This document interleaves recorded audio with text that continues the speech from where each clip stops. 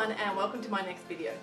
Today what we're going to be looking at is drawing, and specifically what we're going to be looking at with drawing is actually drawing a three-dimensional sphere or a ball on a two-dimensional surface. I used to do this with my students when I was teaching and face-to-face, and a lot of my students, well, some of my students didn't quite enjoy this, but this is how I started learning, and it has set me up to understand how to draw other objects other than a sphere, and just based on this one piece of knowledge. And so therefore it's really, really critical that you understand how to do this. Well, I think it's critical. Up to you, you can decide in your own mind which works for you. But today what we're going to be looking at is we're going to be, as I said, drawing that ball on we're going to be drawing it on a toned surface, and I'm going to be using pencils, lead pencils. But before we go in and I go and show you how I'm going to create this ball, we're going to go into a little bit of theory, because the theory is the thing that's going to help you understand what's going on, so that when you start looking at other things, you're going to see it and you won't need me holding your hand. So today what we're looking at is a light and shadow intention.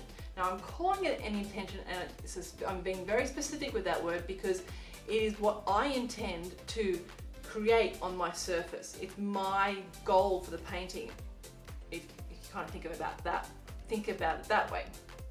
So there are about 8 intentions with regards to painting. A lovely artist called Kwang Ho, he has talked about it in his Nuts and Bolts video. Absolutely fantastic video if you can get your hands on it. But these 8 intentions give you guidelines, give you principles to follow when you go to do either a painting or a drawing or anything like that. Because a lot of people out there go, oh my gosh, there are so many rules. I don't want to know rules, it's just too confusing. And yes, the rules will conflict with each other based on which intention you're doing. So for example, if I'm doing a light and shadow painting, I've got a specific light and I've got a shadow side. So I've got light and shadow.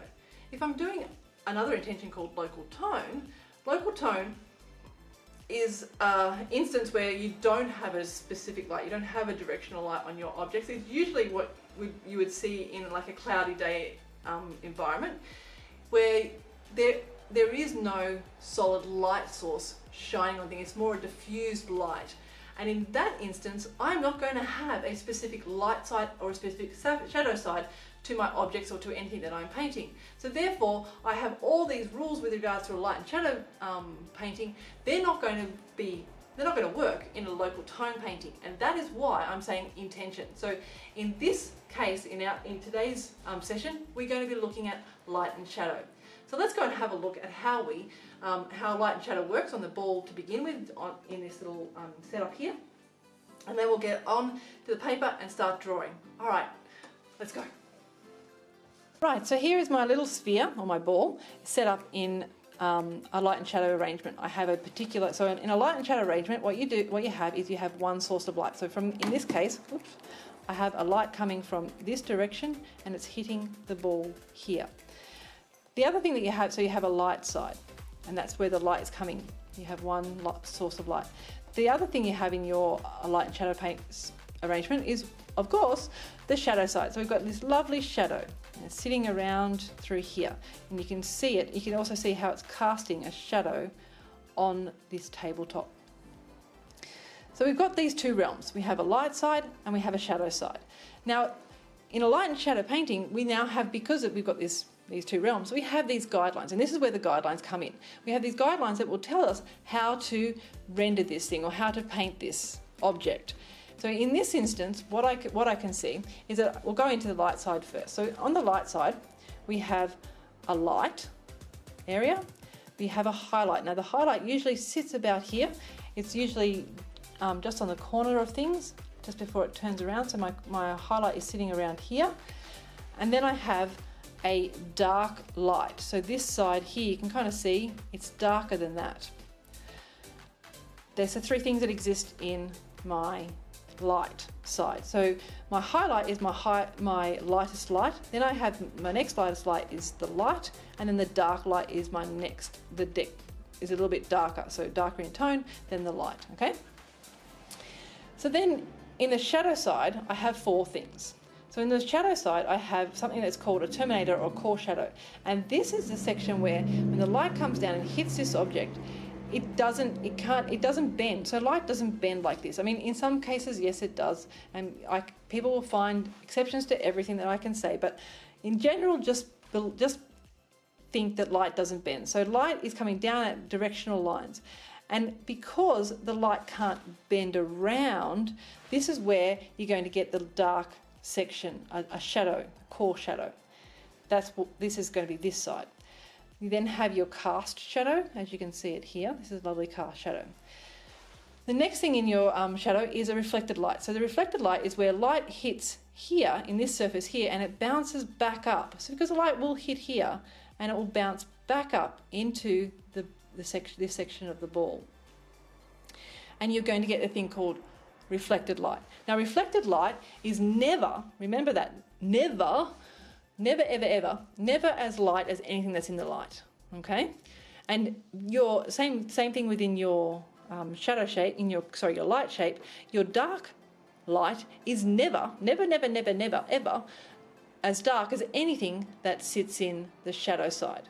Because if you do that, you'll create a confusing arrangement and it will not look like a light and shadow painting. So that's why, just remember that anything that's in the shadow is never as light as anything that's in the light, and anything that's in the light is never as dark as anything that's in the shadow, okay? Good things to remember. And then the last thing in your shadow side is this accent. It sort of sits around here. It's a dark accent because that's where you're getting very little light, and it's where it'll make the ball or the sphere look like it's sitting on that tabletop. Now this object here is white. Now I wish I had a white ball so you could see it, but this object is white, which makes it a lot easier to see what I'm talking about. As you can see, I've got a clear, distinct shadow line, yeah? And this is my shadow, my cast shadow. I've got a clear, distinct light side. So in my light side, you can kind of see from here to here, it's a darker light. My light over here, my pants get in the way, sorry. My light over here is my lightest light, and then within that I have a highlight. On this side, I have my core shadows, comes down here. I've got a bit of reflected light through here. I think it's bouncing or something at the back over here. And then I have some reflected light down through here. It sort of just sits just here. Yeah. I've got my cast shadow, and then I've got this accent that's sitting down here. It's quite dark, just underneath there, yeah? I know for some of you might be thinking, Leanne, I cannot see that reflected light. And yes, that is really true. When I first started doing this, I found it very difficult to see. Trust me, it's there.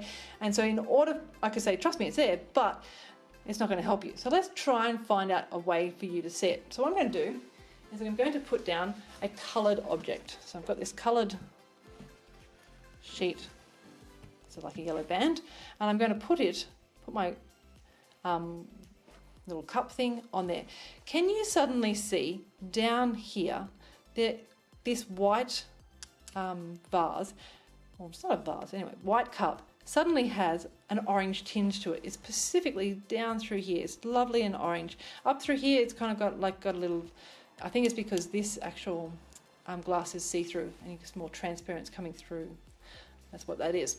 But anyway, so this, you can sort of see how this light from this orange object is bouncing back up into it. And this is going to help you understand that when you are, say for example, if you've got a tree and you've got a trunk and you want to have you've got a trunk and you want the reflected light coming back up into that trunk, and you've got grass underneath and the grass is green, you can have this green reflected light coming back up into here. So the things that are sitting down around the base of your objects are going to reflect into its colour is going to reflect back up into the glass. But remember, absolutely remember, that anything that's in the light is not going to be as dark as anything that's in the shadow. Your reflected light is never, ever as light as your light, and your dark light is never, ever as dark as anything that's in your shadow. Okay, if you remember those principles, and you will be able to paint or draw these lovely paintings called light and shadow. It's kind of like what the old masters used to paint. Okay, so let's go and see how we can draw this a ball on a toned surface in graphite pencil. All right. So And what we just learnt, we learnt that we've got a ball, we've got our sphere, round shape. It's going to have a cast shadow, so we've got a light source that's coming from one side. It's going to hit the ball here. We're going to have a shadow side that sits here, and then we're going to have a cast shadow. So everything that's in this side here is in my light. This is my light side. And everything over here is my shadow side. In my light side we have we have the highlight. It sits around here. 2, we've got the lightest light. Your highlight is your lightest light, but your light of your light. And then you've got this section here that sits here. This is 3, this is 2, this is 1. 3 is my dark light. So actually not lightest light, let's call this light light.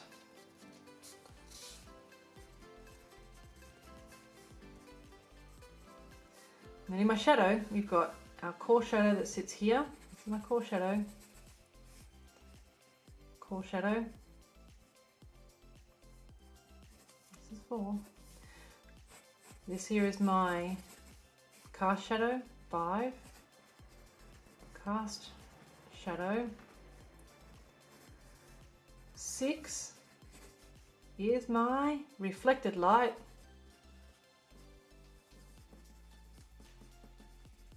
And then I've got an accent that sits under here. So this here is 7. 7. Accent. Okay? So that's the things that we need to remember. So everything's broken into the light side and the shadow side. And these things exist in here. So let's go and see how I render that on a toned surface. Okay, start with the shape of my ball. Try and do a small one because just draw a round circle as best you can. You get better at this as you go on, but let's have a look at this. There's my ball. Draw my light source just so I know where it is. And this is my shadow line, and this is my cast shadow. So again, this is my light source. Can you see that? Okay, yeah, you can. It's not too bad. That's good. All right. So then what I start doing is I'm going to be using a Pitt pencil for my light side, a HB and a 2B to render the rest of it. So what I do is I know that this and the tone of my paper is going to be my light, okay? And then Pitt pencil for highlight, and then pencil for creating the shadow. So I'm going to start by just hatching along here. So as you can see, I haven't done a very good circle here, but that's okay. All right. But this here is creating my darker light, just that very initial shadow. And actually, I'm supposed to go straight into my whole entire. Try and draw your lines as close together as you possibly can. All the way along through here. Yeah, can you see that? It's not too bad. Okay, so then I'm going to come back over the top of this, and I'm going to go not into that the dark light. I'm going to go into my shadow side along where that core shadow starts and go back over the top of it using the same pencil still. Now the thing to remember about cast shadows on an object is that they always follow the outside edge through here. See how this curves around here? If I did it this way, I could make it look like, I'll make it look like it is a hole. I don't want a hole, I want to make it look three-dimensional. So that's my shadow side. If I want to go a bit darker, I can continue adding more pigment over the top of that. Bring it all the way down into my shadow shape. I mean my cast shadow, sorry.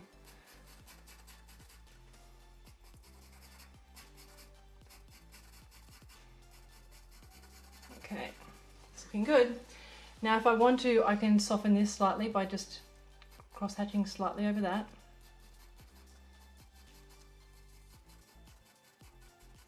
So now what I'm going to do is I'm going to build up my Terminator, or my core shadow right here. So I'm going to add more pigment on that. Now I could get a different pencil, so I could, instead of using my HB, but I'll just stick with my HB for now.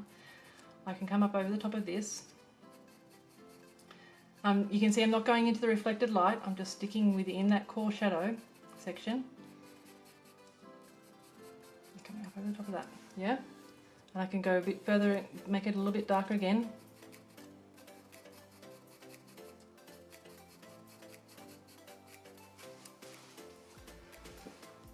I can then come back into this, the light, go back over the whole entire thing, because I feel like I just want to create a transition between another tone between those, the dark light and the core shadow. I'm going to go over the whole entire thing, because if I don't, then my reflected light will become lighter than my dark side. Okay. Now I'm going to go into my shadow, cast shadow, and I'm going to continue drawing over the top of that to create a contrast between the reflected light and it.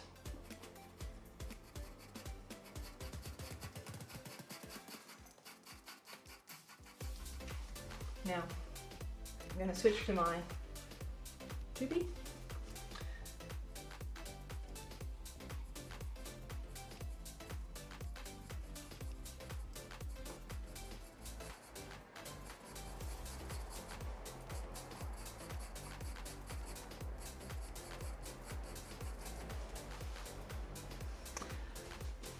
And just again go over this section through here, just through that core shadow section, that darker tone. I'm going to put my accent in, which just sits around here, darken that a little bit.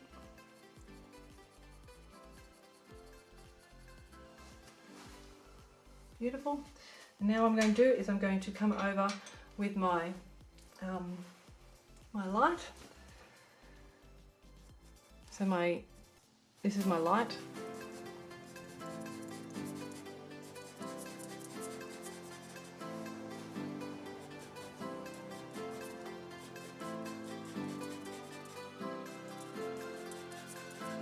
Okay.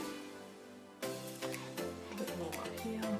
I'm going to erase that line that I drew, my initial drawing line around there, because I don't want there to be a dark side on my light. It's a bit distracting. So this is my light.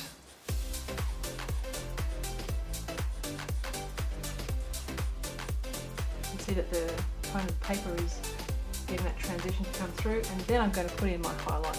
It's going to sit around here.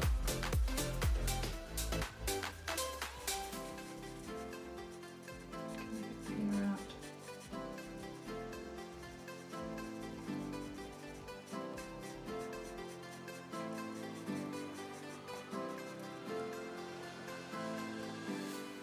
That is how you draw, get rid of all my lines, specifically around it. That's how you create three-dimensional space, a sphere, on a 2D surface, using a light and shadow intention. Pretty easy, hey? Alright, so off you go and try it, see how you go.